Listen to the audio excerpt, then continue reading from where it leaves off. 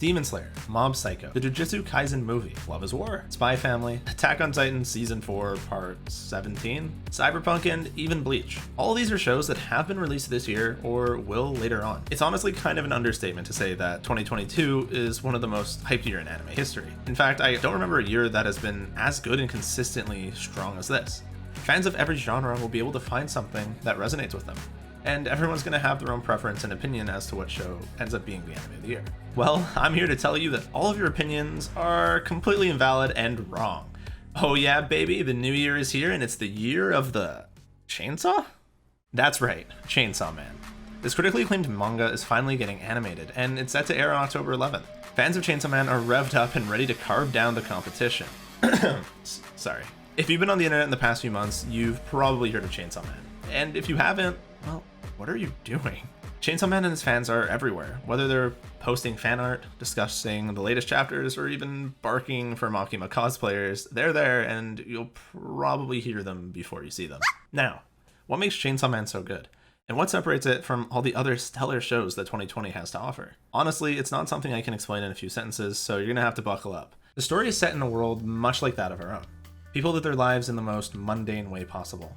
Going to school, working, spending time with their family, and hoping they don't get killed by devils. Takes me back to high school. Devils torment the world, spawning from humanity's deepest fears. The more people that are afraid of something, the stronger that the devil is. Things that everyone's afraid of are stronger. Things like guns, war, or your dad after a night of drinking.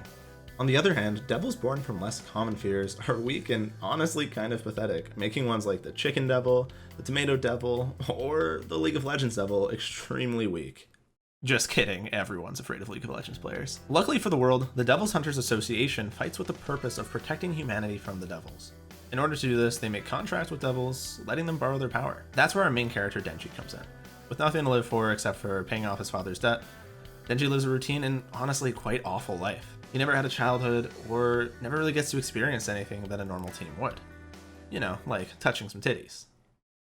After yet another series of extremely unfortunate events, Denji makes a contract with the Chainsaw Devil to become Chainsaw Man. Genius writing. Despite his massive glow up, Denji doesn't have much direction in life and ends up working with the previously mentioned Devil's Hunter Association to accomplish his deepest dreams, which, as I hinted at, is to touch some boobs. What follows is a story filled with adventure, growth, and disgust. While Denji's learning to use his newfound gift, he's introduced into a wide range of characters, acting as his friends and mentors into this new life. Speaking of characters, the cast of Chainsaw Man is a large part of what pulls people in. You have a wide range of characters who are not only badass, but also kinda hot.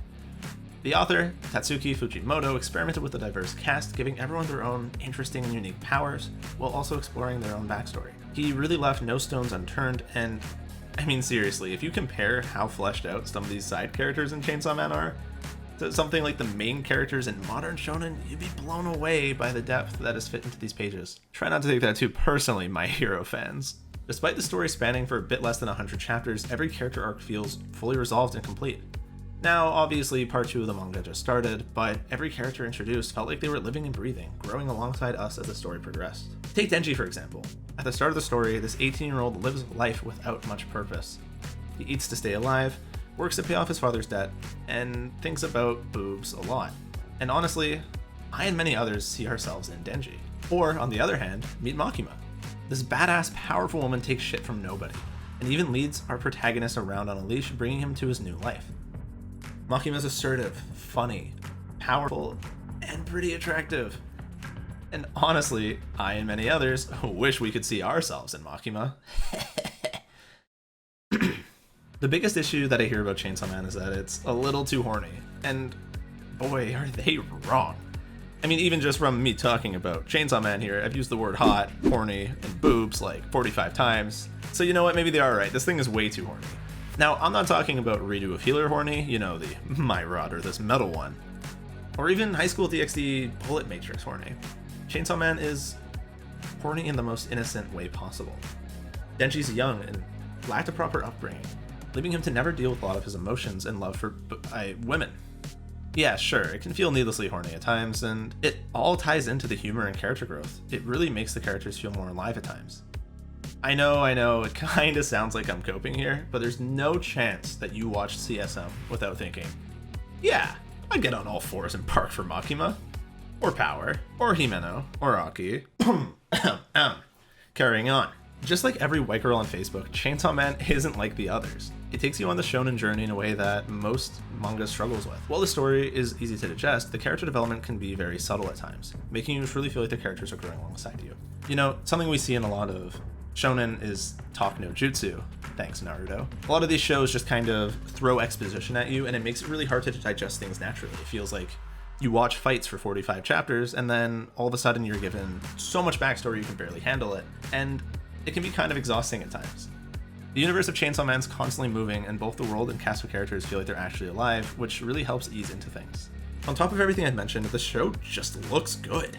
Now, I know as a Chainsaw Man stan, I probably sound a little biased. Okay, really biased. But I don't think it's a stretch to say that the trailers look like some of Mappa's best work. Now, as long as they don't pull an Attack on Titan and CGI the devils, I think we're in really good hands. A lot of fans have spent a lot of time talking about the design and looks of the characters in the manga, and the show has capitalized on this, keeping their unique style and breathing life into the cast. With how good things look, it's almost certain we're gonna see a whole lot of fan art after the show drops. And I've already seen a whole lot of fan art before it came out. I mean, seriously, I have seen more random fan art of Makima or Power than even things like Overwatch.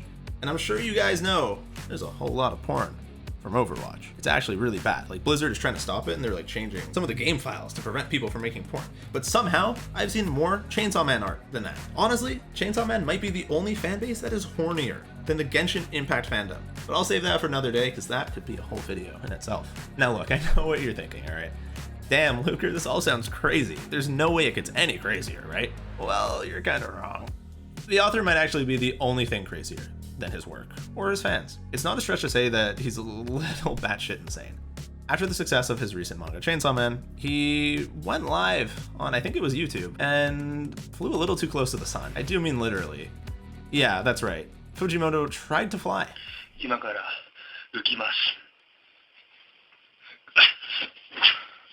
I think it takes a level of insanity to write something like Chainsaw Man, so I'm sure he'll continue to take care of us with the show. Honestly, it all comes together in such a natural way.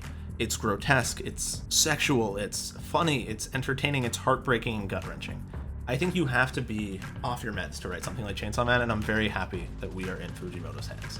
Fujimoto has gotten a lot of praise from artists and mangakas, not only for Chainsaw Man, but also his one-shots. They're fairly short, so I won't get into them to avoid spoilers, but they're incredibly different from his longer stories. I definitely suggest checking them out. I mean, he honestly has something for everyone. He has ones based on music, film, and even artists. While they may not be crazy like Chainsaw Man, they make you feel something different, and they really pull on your heartstrings. So if you have some time to kill, want to read a couple hundred pages, I'd definitely check them out. As a weeb in the current year, it's been hard to avoid Chainsaw Man and the grip it's had on anime fans everywhere. With such an incredible story, a diverse, unique cast, and the ability to awaken kinks in readers everywhere, it's no surprise to see it pop off as much as it has been.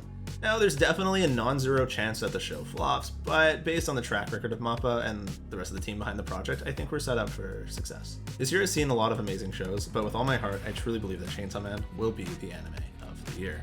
Now, I'm curious to see what you guys have thought about this year's anime so far.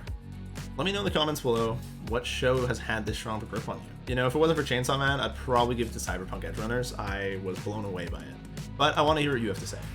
Are you excited for Chainsaw Man, or are you just waiting for the fans to shut up on Twitter? I hope that Chainsaw Man impacts you half as much as it did for me. I'm really excited to witness so many people experience this masterpiece for the first time. I know it's not going to be everyone's cup of tea, but, you know, for me, give it a shot. And who knows, maybe in a couple weeks you'll be simping just as hard as I am. And while you're scrolling down to type out your comment about how stupid I am, do me a favor and hit the subscribe button. Who knows, if you're lucky, I might bark for you.